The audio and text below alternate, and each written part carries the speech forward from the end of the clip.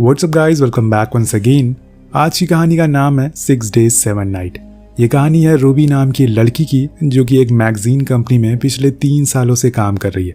पर आज उसके बॉस सभी से कुछ नाखुश हैं, क्योंकि कंपनी का काफ़ी दिनों से लॉस चल रहा है। इसलिए वो रूबी को कुछ और न्यूज़ लाने के लिए कहते हैं। इसी दौरान उसे एक बुके मिलता है जिसे रूबी के बॉयफ्रेंड मैक्सी ने भेजा था, जिसमें उसे लिखा था कि आज रात उसने उसके लिए एक सरप्राइज प्लान किया है, इसलिए वो फौरन उसके बताए हुए रेस्टोरेंट में आ जाए। अब रात होती है, दोनों मिलते हैं, जिसके बाद वो उसे बताता है कि मैंने हमारी 3rd एनिवर्सरी के लिए एक आइलैंड पर डिनर बुक किया है।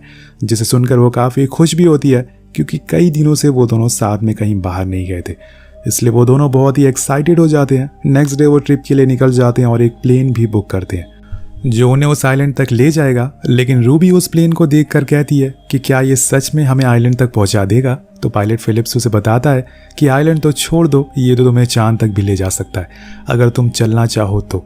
इसके बाद एक और लड़की प्लेन में आकर बैठ जाती है और फिर सारे लोग उड़ जाते हैं। कुछ समय के बाद प्लेन उसी आइलैंड पर लैंड होता है जहाँ पे पहले ही काफ़ी लोग मौजूद थे, जो कि अपनी क्वालिटी टाइम स्पेंड कर रहे थे। उसी में ये दोनों भी शामिल हो जाते हैं। अब रात के टाइम मैक्सी उसे बताता है कि हमारी 3rd एनिवर्सरी पूरी हो चुकी है, लेकिन आज मैं तुम्हें शादी के लिए प्रपोज करना चाहता हूँ। वो हाँ भी कर देती है और फिर वो कुछ शैंपेन लेने के लिए चला जाता है। उसी दौरान रूबी के पास फिलिप्स आता है, जो उस प्लेन का पायलट था, और उसे कहता है कि तुम्हें नहीं लगता कि यहाँ पे आने वाले लोग बहुत ही बोरिंग होते हैं, अब तुम खुद ही देख लो। ऐसे ही करते करते वो उससे फ्लर्ट करना शुरू कर देता है, लेकिन तभी वहाँ मैक्सी आ जाता है और उसे वहाँ से ले जाता है। लेकिन इन सब बातों से रूबी को कुछ खास फर्क नहीं पड़ता। अब अगले दिन रूबी के पास उसकी बॉस का कॉल आता है, जो उसे बताती है कि तुम्हें अपनी छुट्टी को कैंसिल करना पड़ेगा। फिलहाल इस समय के लिए तुम्हें एक आइलैंड पर जाना पड़ेगा। तो वो कहती है कि मैम, मुझे अभी यहाँ पर आए हुए 2 दिन हुए हैं, ऐसे कैसे मैं यहाँ से चली जाऊँ, आप प्लीज़ किसी और को मेरी जगह भेज दीजिए। लेकिन बॉस उसे लालच देते हैं और कहते हैं कि इससे तुम्हारा प्रमोशन भी हो सकता है अगर तुम्हारा काम अच्छा रहा तो। रूबी को लालच आ जाता है और वो फिलिप्स के पास जाती है और उससे पूछती है कि क्या तुम मुझे एक दूसरे आइलैंड पर ले जा सकते हो। लेकिन वो मना कर देता है, पर वो भी उसे पैसों का लालच देती है, जिससे कि वो मान जाता है। वो एक कहावत है ना कि दुनिया में ज़ुबानें तो बहुत हैं, लेकिन हर ज़ुबान में पैसा बोलता है। कहानी आगे बढ़ती है और ये बात मैक्सी को पता चलती है, तो वो उसे गुस्सा हो जाता है और कहता है कि मैंने तुम्हें 2 दिन पहले ही प्रपोज करा था शादी के लिए, और आज ही तुम मुझे छोड़कर यहाँ से जा रही हो। तब वो उसे समझाती है कि ये बस कुछ ही दिनों की बात है, उसके बाद मैं लौट कर आ जाऊंगी और फिर हम खूब एंजॉय करेंगे। अब वो निकल जाते हैं। फिलिप्स अपने प्लेन को सही करता है, लेकिन जब वो उसे फिर से देखती है तो वही सवाल करती है कि क्या ये हमें वहाँ तक पहुँचा पाएगा। वो हाँ में जवाब देता है और टेंशन ना लेने को बोलता है। इधर शाम में मैक्सी सभी लोगों के साथ बैठकर ड्रिंक कर रहा था कि तभी उसकी नज़र एक लड़की पर पड़ती है जो डांस कर रही थी, और कहीं न कहीं वो उसकी तरफ आकर्षित होना शुरू हो जाता। दूसरी तरफ आसमान में फिलिप्स के लिए दिक्कतें बढ़ना शुरू हो गई थी। उनके सामने कुछ काले बादल आ गए थे जो इनकी तकलीफ बढ़ाए जा रहे थे, लेकिन फिलिप्स समस्या को किसी तरह से संभाल लेता है। तभी रूबी उसे अपनी मैगजीन दिखाती है और बताती है कि ये सारे आर्टिकल मैंने लिखे हैं, जिससे कि वो काफ़ी इम्प्रेस भी होता है और इसकी काफ़ी तारीफ भी करता है। पर अब बारिश होना शुरू हो गई थी, जो इनके लिए एक और मुसीबत खड़ी कर रही थी। अब फिलिप्स रेडियो से संपर्क करने की कोशिश करता है, लेकिन उसी दौरान एक तेज बिजली का झटका आकर उनकी प्लेन की विंग पर पड़ता है, जिससे सारी कनेक्टिविटी टूट जाती है और अब ये किसी से मदद नहीं मांग सकते। उधर रूबी की हालत ठीक नहीं थी। ऐसी हालत में उसको घबराहट होना शुरू हो जाती है, जिस वजह से वो कुछ मेडिसिन लेने लगती है, जो कि उसके लिए खतरनाक हो गई थी, क्योंकि उसने ओवरडोज कर लिया था और इस वजह से उसका होश में रह पाना मुश्किल हो चुका था। इस बात पर फिलिप को बहुत गुस्सा आता है। एक तो पहले से वो बहुत परेशान है, ऊपर से इसने अपने होश खो दिया है। अब सारी परेशानी फिलिप्स के ऊपर ही आ गई थी। वो फैसला करता है कि अब हमें वापस रिजॉर्ट लौट जाना चाहिए, लेकिन ये इतना आसान नहीं है, क्योंकि इनके पास अब इतना फ्यूल ही नहीं बचा है। और इसी पल उन्हें पास में एक छोटा सा आइलैंड दिखाई देता है। वो डिसाइड करता है कि वो अपने प्लेन को वहीं पर लैंड कराएगा, क्या पता वहाँ उसे कोई मदद मिल जाए। अब वो धीरे धीरे करके नीचे जाने लगता है, लेकिन उसे इस बात का अंदाज़ा नहीं था कि उस आइलैंड पर पेड़ भी मौजूद है, जो कि उसे दिखाई नहीं देते, और वो सीधा जाकर उसे टकरा जाता है। अब यहाँ प्लेन क्रैश हो जाता है। कुछ समय के बाद जब सुबह उठती है तो वो देखते हैं कि प्लेन की हालत बहुत ही ख़राब हो चुकी है। पर तभी रूबी को होश आता है। वो फिलिप्स से पूछती है कि क्या तुम इस प्लेन को ठीक कर सकते हो, और वो ना में जवाब देता है। तब वो अपने फ़ोन को ढूंढती है, लेकिन उसमें तो नेटवर्क ही नहीं आ रहे थे, क्योंकि इस जगह पर फंसे हैं वहाँ टावर इनसे मीलों दूर है। यहाँ किसी इंसान का नामो निशान तक नहीं था। ऐसे में बस 2 ही चीज़ ये कर सकते हैं। पहला काम ये कि इन्हें जल्दी से जाकर हेल्प का साइन बनाना होगा, दूसरा अपने लिए एक शेल्टर ढूंढना होगा, क्योंकि ऐसे खुले में अगर ये ज़्यादा देर रहेंगे तो किसी जानवर का शिकार हो सकते हैं। फिलिप सारे ज़रूरतों के सामान को बाहर निकाल कर रख देता है, जिसमें से कुछ खाने पीने का भी सामान था। इसके बाद वो रूबी को बताता है कि आखिर कल रात क्या हुआ था, कैसे वो लोग यहाँ पर आ गए, और अगर उनकी मदद के लिए यहाँ पर कोई नहीं आया तो उनके लिए यहाँ से बाहर निकलना इतना आसान नहीं होगा। ये सुनकर वो उल्टा उस पर ही चिल्लाने लगती है और कहती है कि लाओ, मुझे मेरे पैसे वापस दे दो जो मैंने तुम्हें यहाँ पर लाने के लिए दिया था। अब उसकी ये बात सुनकर फिलिप्स गुस्से में आ जाता है और सोचता है कि क्या यार, ये कैसी औरत है। अब रूबी प्लेन के अंदर जाती है, जहाँ पर उसे एक लाइफ बोट दिखती है। फिलिप्स उसे कहता है कि तुम जो सोच रही हो बिल्कुल गलत है, क्योंकि इतने बड़े समुंदर को सिर्फ एक लाइफ बोट से पार कर पाना नामुमकिन है, लेकिन अगर तुम ऐसा करने का सोच लिया है तो तुम जा सकती हो। वहीं दूसरी तरफ हम देखते हैं कि मैक्सी के पास रूबी के बॉस का कॉल आता है, जो उसे पूछती है कि रूबी अभी अपनी डेस्टिनेशन पर क्यों नहीं पहुंची। वो उसे कहता है कि वो तो कल ही यहाँ से निकल चुकी है, लेकिन अब यहाँ मैक्सी को उसकी फिक्र होने लगी थी, इसलिए वो जाकर एंजेलिना से मिलता है, जो कि फिलिप्स की गर्लफ्रेंड थी। वो दोनों ही होटल वाले से बात करते हैं ताकि वो कोई रेस्क्यू टीम को यहाँ बुला सके। उधर आइलैंड पे अब इन्हें खुद के जीवित रखने के लिए कुछ खाने पीने की जरूरत पड़ने वाली थी, इसलिए सबसे पहले तो पानी के लिए इधर उधर भटकते हैं। हाथ में जाकर इन्हें एक झरना मिलता है जिसके अंदर रूबी जाती है, लेकिन तभी उसके पेट के पास एक सांप आ जाता है, जिसे देखकर वो चिल्लाने लगती है और तब फिलिप्स आकर उसे हटा। अब यहाँ दोनों पानी को भरते हैं, लेकिन सिर्फ पानी से किसी का पेट नहीं भर सकता, इन्हें खाने के लिए भी कुछ चाहिए। इसलिए फिलिप्स को पत्तों को काट कर इकट्ठा करता है ताकि वो किसी पंछी को पकड़ सके उन्हें पहनकर, और होता भी ऐसा ही है। वो एक मोर को पकड़ लेते हैं और फिर रात में वो लोग उसी को खाते हैं। पर खाना खाते हुए फिलिप्स अपने पास के बारे में कुछ बातें बताता है कि वो असल में इसी आइलैंड पर रहता था। पर उसकी ये बात सुनकर रूबी मजाक उड़ाती है और कहती है कि तुम्हारी औकात भी है यहाँ पर रहने की, पर बाद में उसे बुरा लगता है और वो माफ़ी मांगती है। आगे फिलिप्स बताता है कि उसने आज तक शादी नहीं करी क्योंकि उसे एक लड़की पसंद थी, पर उसका एक्सीडेंट हो गया, जिसके बाद वो हमेशा ऐसी ही जगह पर रहने लगा। उधर रूबी भी उसे अपने कुछ बातें शेयर करती है कि उसका एक बॉयफ्रेंड मैक्सी है जिसने कुछ दिनों पहले उसे प्रपोज करा है, लेकिन अब वो यहाँ पे आके फंस गई है। तो वो यकीन दिलाता है कि हम यहाँ से जल्दी निकल जाएंगे। उसकी बातें सुनकर रूबी को समझ आता है कि वो एक अच्छा इंसान है, जैसा उसने सोचा था वैसा तो बिल्कुल नहीं है। इधर मैक्सी और एंजेलिना को एक रेस्क्यू प्लेन मिल गया था, जिसकी मदद से वो इन दोनों को ढूंढने की कोशिश करेंगे, लेकिन क्या ये इतना आसान होगा, क्योंकि अभी तक इन्होंने किसी भी तरह का कोई हेल्प साइन नहीं बनाया है। हाँ, अगर वो इन्हें क्रैश प्लेन को देख लेंगे तो जरूर इन्हें ढूंढ सकते हैं।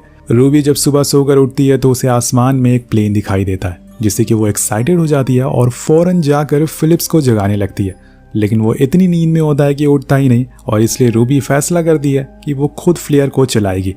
लेकिन यहाँ उसे एक चूक हो जाती है, वो फ्लेयर आसमान के बजाय जाकर पेड़ पर लग जाती है। इस कारण से वहाँ पर आग लग जाती है, और कुछ इस तरह से इन्होंने अपना ये मौका गवा दिया। अब न जाने कब इन्हें दूसरा मौका मिलेगा। ये देखकर फिलिप्स रूबी पर बहुत चिल्लाता है और कहता है कि तुम्हें ऐसा नहीं करना चाहिए था, एक मामूली सी बंदूक तुम चला नहीं पाई, अब हम यहाँ से बाहर कैसे निकल पाएंगे। इसी को लेकर उन दोनों में बहस होना शुरू हो जाती है, जो कि इस समय इन्हें काफी दिक्कतें दे सकती है। अब इन सब के बाद ये डिसाइड करते हैं कि ये एक ऊंची जगह पर जाकर मदद मांगेंगे, और इसी के लिए ये लोग एक पहाड़ पर चढ़ते हैं, जिसका रास्ता बहुत ही सक्रिय होता है। लेकिन ये जैसे तैसे वहां पर चढ़ जाते हैं, पर रूबी पीछे रह जाती है। तभी उसका पैर एक खाई पर पड़ता है, जिससे कि वो जमीन खिसक जाती है और वो दोनों उसके अंदर गिर जाते हैं।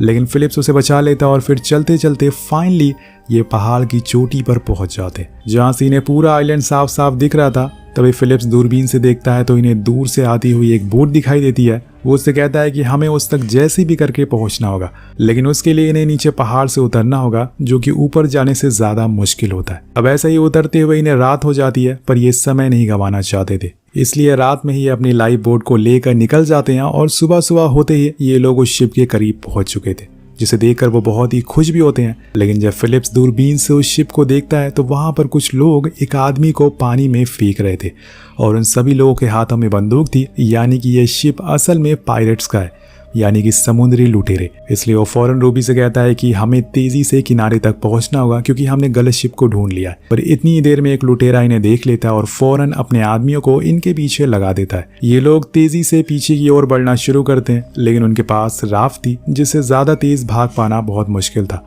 इसलिए वो इन तक पहुंच जाते हैं और लगातार इन पर गोलियां चलाए जा रहे थे, जिससे बोट के चीथड़े उड़ जाते हैं और ये तैर कर उस आइलैंड पर भागना शुरू करते हैं।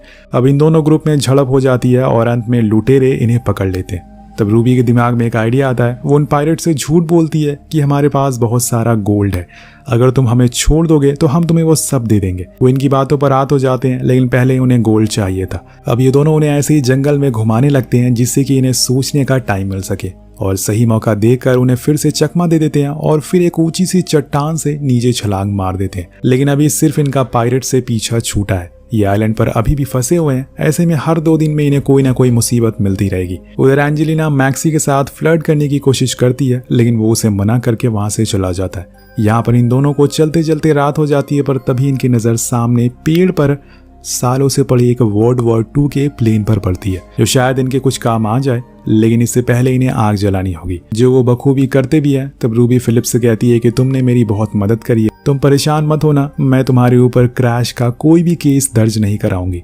अब दोनों सो जाते हैं, लेकिन रूबी की जब सुबह आँख खुलती है तो वो देखती है आधे से ज्यादा हिस्से को नीचे गिरा दिया है। वो उसे कहता है कि मेरे पास एक आइडिया है, अगर वो काम कर गया तो हम यहाँ से निकल सकते हैं। आखिर उसके दिमाग में क्या चल रहा है। उधर दूसरी ओर हम देखते हैं कि उस रात असल में मैक्सी वापस नहीं गया, बल्कि वो एंजेलिना के रूम में ही सो गया था। इससे उसे काफी गिल्ट होता है और वो बार बार उसे माफी मांगता है। लेकिन तभी उसके पास रिजॉर्ट का मैनेजर आता है, जो उन्हें बताता है कि उन दोनों को ढूंढने का रेस्क्यू अब बंद कर दिया गया है, शायद अब वो जिंदा नहीं रहे। ये सुनकर मैक्सी पूरी तरह से टूट जाता है, लेकिन वहां दूसरी तरफ सब कुछ ठीक चल रहा था। दोनों के बीच में अब काफी अच्छी बॉन्डिंग हो गई थी। दोनों एक दूसरे को इमोशनल भी समझने लगे थे। अब फिलिप्स उस प्लेन के टुकड़े को एक राफ्ट में रखकर अपने क्रैश हुए प्लेन के पास ले जा रहा था। किनारे पर पहुंचने पर वो कुछ पेड़ की लकड़ियों को तोड़ता है। उसका कहना था कि वो उस क्रैश हुए प्लेन को ठीक कर सकता है, इस कबाल प्लेन के हिस्से को जोड़कर। ये दोनों सबसे पहले तो कुछ लकड़ियों को इकट्ठा करते हैं और फिर उन्हें प्लेन में रखी रस्सियों से बांध देते हैं। दरअसल इनके प्लेन का नीचे वाला हिस्सा क्रैश हो चुका था, जिससे कि इन्हें वापस से टेक ऑफ करने में दिक्कत हो रही थी। फिलिप्स पूरी लगन के साथ काम करता है और जल्दी जल्दी उन रस्सियों को बांध देता है, और आखिर में उस टूटे हुए पुराने प्लेन के हिस्से को नीचे बांध देता है, ताकि ये पानी के ऊपर से टेक ऑफ कर सके। अब वो टेक ऑफ करने लगते हैं, लेकिन तभी वो पायरेट शिप दोबारा आ जाता है और वो लोग इनके ऊपर लगातार हमला करना शुरू कर देते हैं, जिसकी वजह से फिलिप्स भी घायल हो जाता है। रूबी भागते हुए उसके पास जाती है और उसे वापस से जंगल के अंदर जाने को कहती है, लेकिन उनके पास यही मौका है, वरना वो करीब आकर इनके पूरे प्लेन को बर्बाद कर देंगे। इसलिए फिलिप्स घायल अवस्था में प्लेन पर चढ़ता है और उसे टेक ऑफ करने की तैयारी करता है, लेकिन वो इन पर अभी भी लगातार गोलियां चला रहे थे, जिससे बचने के लिए इन्हें जल्दी से ऊपर जाना होगा।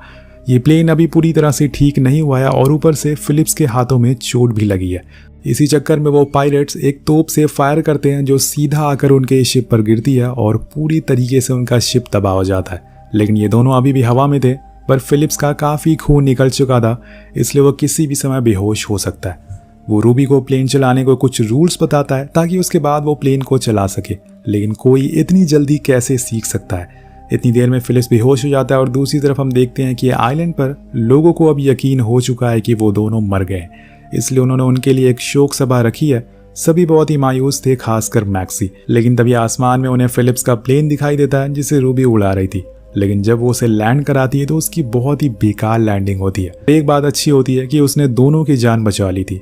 वो सही सलामत घर पहुंच चुके थे। अब फिलिप्स को फौरन हॉस्पिटल में एडमिट कराया जाता है। उधर रूम में मैक्सी रूबी को सब कुछ बता देता है कि कैसे वो और एंजेलिना एक दूसरे के बहुत करीब आ गए, लेकिन बाद में उसे बहुत पछतावा हुआ, इसलिए मैं तुमसे माफ़ी मांग रहा हूँ। इसके बाद वो फिलिप्स से मिलने के लिए हॉस्पिटल जाती है और उसका हाल चाल पूछती है। लेकिन यहाँ फिलिप्स को ये अच्छे से पता था कि रूबी उसे पसंद करने लगी है। अब वो दोनों इतना टाइम स्पेंड कर चुके थे। वो कहती है कि क्या हम अपने इस रिश्ते को फ्यूचर में भी ऐसा ही रख सकते हैं, लेकिन वो ये कहते हुए मना कर देता है कि उसे कोई और अच्छा लड़का मिल सकता है, वो तो बस एक मामूली सा आदमी है। इसलिए वो वहाँ से चली जाती है। अब एयरपोर्ट पर दोनों अपने फ्लाइट का वेट कर रहे थे, लेकिन रूबी के दिमाग में अभी भी फिलिप्स का ख्याल आ रहे थे। इसलिए फाइनली वो मैक्सी से बोल देती है कि वो शादी करने के लिए तैयार नहीं है, मुझे थोड़ा समय और चाहिए। और ये सुनकर मैक्सी गुस्सा हो जाता है और वो गुस्से में गलती से बोल देता है, ऐसे तो मैं भी एंजेलिना को पसंद करता हूँ, लेकिन मैंने उसे तुम्हारे लिए छोड़ दिया ना। मतलब दोनों किसी और को पसंद करते हैं, लेकिन शादी किसी और से करना चाहते हैं। उधर फिलिप्स एयरपोर्ट पर पहुंच जाता है, क्योंकि उसने सोच लिया था कि अब उसे रूबी के साथ ही रहना है। वो रनवे पर दौड़ती है और एक फ्लाइट को देखता है। उसे लगता है कि शायद रूबी इसके अंदर है, लेकिन वो उसमें नहीं थी, बल्कि वो पीछे वाली फ्लाइट से उतर रही थी। उसने मैक्सी के साथ जाने से मना कर दिया था। तभी वो देखती है कि उसके पीछे फिलिप्स खड़ा है। वो भागते हुए जाकर उसे गले से लगा लेती है और अपने प्यार का इजहार करती है, जो फिलिप्स एक्सेप्ट भी कर लेता है। इसके बाद दोनों वापस उसी आइलैंड पर जाते हैं। ये कहानी देखकर आपको एक चीज़ का पता तो चल गया होगा, अगर आप किसी को जानना चाहते हैं, उसे परखना चाहते हैं, तो उसके साथ किसी सफ़र पर निकल जाइए। वापस आते समय आपको सारे सवालों के जवाब मिल जाएंगे। इसी के साथ ये कहानी यहीं ख़त्म हो जाती है। तो आपको कैसी लगी ये कहानी नीचे कमेंट करके ज़रूर बताएगा। मिलते हैं आपसे अगली वीडियो में। Thank you so much watching. Peace out.